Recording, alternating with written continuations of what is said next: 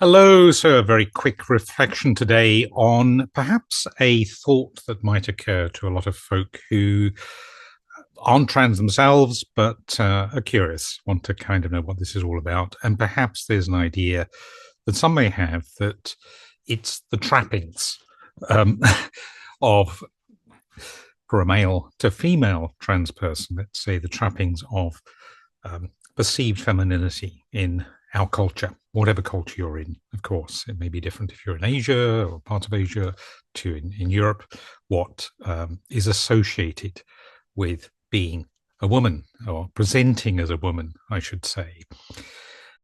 And in my culture, that will be things like makeup and hairstyles and jewelry and flowing dresses and the like.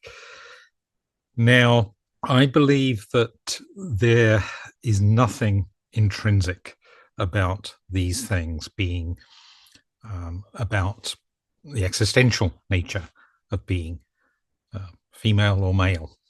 They are cultural inventions. At the same time, the associations that we make with them can be very powerful. And whether that's the trick of the mind that generates a positive feeling about how we're presenting and so on.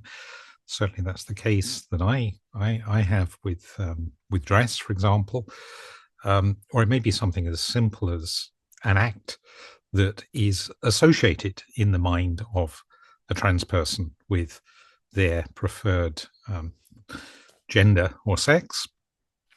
Let's say putting on mascara or something like that is associated as a feminine, or perhaps I should say a womanly activity. And when they do that, that makes them feel an association, an identity with their preferred gender.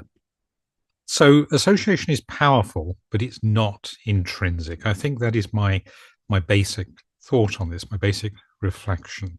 It plays an important part. I was drawn to think about this when reflecting on one or two trans folk I know who are at a very early stage in the journey. Again, I'm talking about male to female here, and perhaps the first things that they will do is just to slightly change their dress. It might be wearing a scarf or something like that, or applying a very small amount of makeup, kind of almost like a tentative step. But even just one simple step like that can be very powerful in the association and the sense of playing the role and being that person. I believe.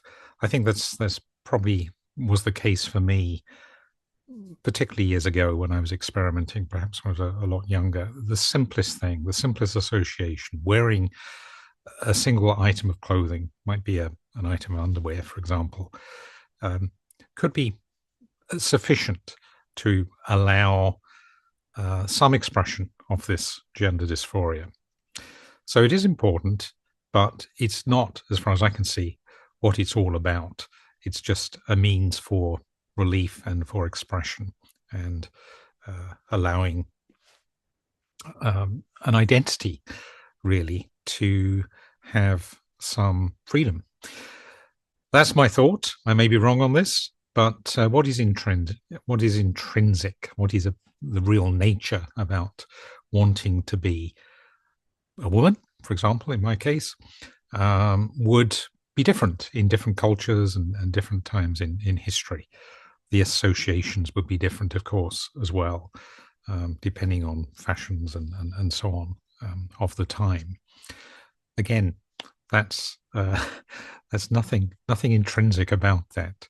What is intrinsic is this existential, this deep-rooted core dysphoria, this dissonance between a sense of self, a felt sense of self, and the outer expression. So that's just my view. I may be wrong on this, but hopefully, perhaps, if this is a question you've raised as someone that's curious about the trappings, I would absolutely say in my own case, yes, they've been fun to try, and they have allowed that expression and that sense of coming into an identity, but they're not what it's all about. And indeed, when it comes to things like makeup and so on, frankly, especially these days, it doesn't hold a great deal of appeal for me. I can certainly go through life without going near a bottle of nail varnish. That I can safely say. The smell, at least in my nostrils, is very noxious, very pungent. So, another little reflection, another possible piece of this jigsaw. Interested as always to hear your thoughts.